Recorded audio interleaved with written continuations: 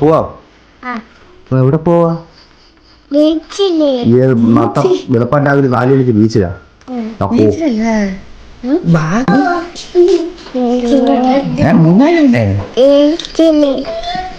എനിക്ക് സ്ട്രോബെറി ഇല്ലെന്ന് പറഞ്ഞില്ല, നമുക്ക് അവിടെ പോവാം. ഇത് നമ്മുടെ വളഞ്ഞങ്ങാനം വെള്ളച്ചാട്ടമാണ്. ഓക്കെ, അപ്പോൾ അവിടുത്തെ ഉണങ്ങിയ സമയം, അതായത് വരണ്ട കാലാവസ്ഥയിൽ ഇതാണ് അതിൻ്റെ ഒരു പരുവം. അതായത് നല്ല മഴക്കാലം ആകുമ്പോൾ നല്ല ഒഴുക്കി വരുന്ന വെള്ളം ഈ വാട്ടർ ഫാൾസ് മേളിൽ നിന്ന് താഴെ പാറയിലേക്ക് പതിച്ച് അതിങ്ങനെ ചിതറി നമ്മുടെ ഈ മുകളിലോട്ടൊരു പാലം പോകണം റോഡിൻ്റെ, അതിലേക്കൂടെ ഇങ്ങനെ ചൂളി അടിച്ചിങ്ങനെ തെറിച്ചിങ്ങനെ വീഴും. അപ്പോൾ അതിൻ്റെ സൈഡിലായിട്ട് ചുറ്റും കുറേ ചായക്കടയും കാര്യങ്ങളൊക്കെ ഉണ്ട്. നല്ല മഴ ടൈമിൽ ഇവിടെ വന്നൊരു ചായ അടിക്കുന്ന വേറൊരു വഴിവാണ്. അങ്ങനെ ചായ കുടിക്കാൻ വേണ്ടി മാത്രം ബൈക്കിലൊക്കെ വന്നിട്ടുണ്ട്, കുറ്റിയും പറിച്ച്. വണ്ടി തുറന്നില്ല, കുരങ്ങന്മാര് കയറി ഇരിക്കുകയാണ്.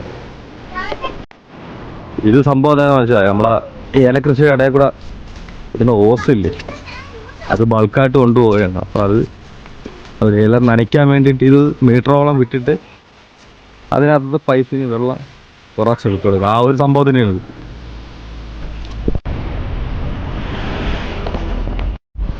കുട്ടിക്കാലത്ത് എണ്ണ അടിക്കാൻ വന്നതാ. അപ്പം അങ്ങനെ പമ്പ് എല്ലാം വലിച്ചു പൊളിച്ചിട്ടിരിക്കുകയാണ്. അങ്ങനെ എണ്ണ അടിക്കാൻ വേണ്ടി ഇനിയും ചിലപ്പാറ ചെന്നാലേ ഇനിയും നമുക്ക് എണ്ണ അടിക്കാൻ പറ്റുള്ളൂ.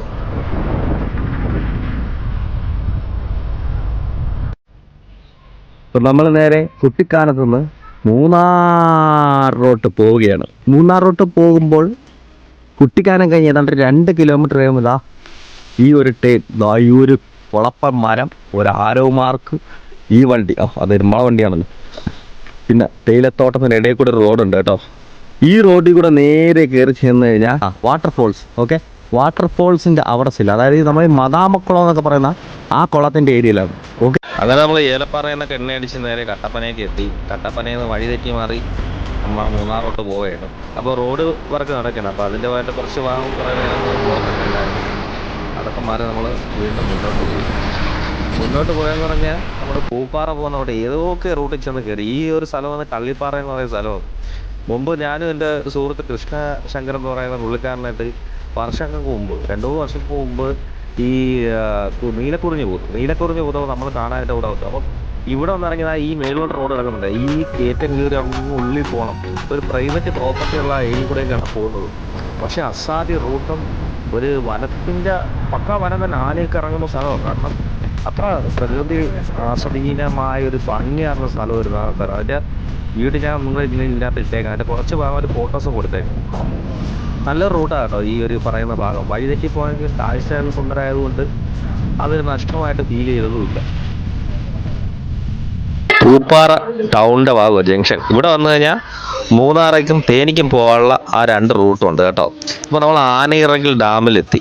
വർഷങ്ങൾക്ക് മുമ്പ് ഈ പറഞ്ഞ നമ്മളെ ആ കുറിഞ്ഞിപ്പൂ കാണാൻ വന്ന സമയത്ത് തന്നെ ഞാൻ ശങ്കർ ഈ ആനയിറങ്കൽ ഡാമിലും വന്നിരുന്നു.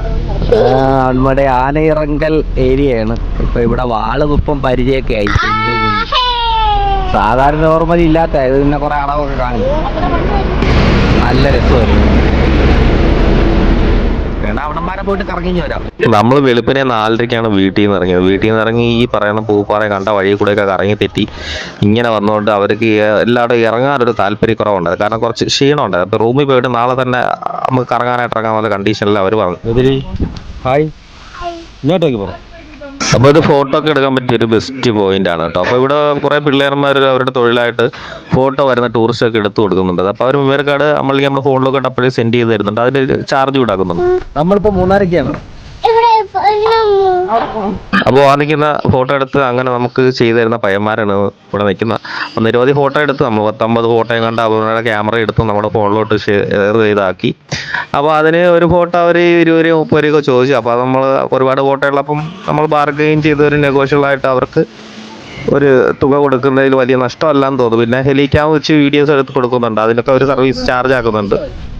നിങ്ങൾക്ക് നിങ്ങളുടെ സ്വന്തം ഡയറക്ഷൻ കൊടുക്കുകയാണെങ്കിൽ അവർ ആംഗിളിൽ അവർ എടുത്ത് വൃത്തിയായിട്ട് തരും. ഓക്കെ, അപ്പോൾ നമ്മൾ ഇപ്പം ഈ വരുന്ന ഈ ഡബിൾ ഡക്കർ കിടക്കുന്ന വണ്ടി കിടക്കുന്നതെന്ന് പറഞ്ഞാൽ ഇപ്പോൾ ഈ ഒരു കേവിൻ്റെ ഭാഗമാണ്. അത് റോ കേവ് എന്ന് പറയുന്ന സ്ഥലമാണ്.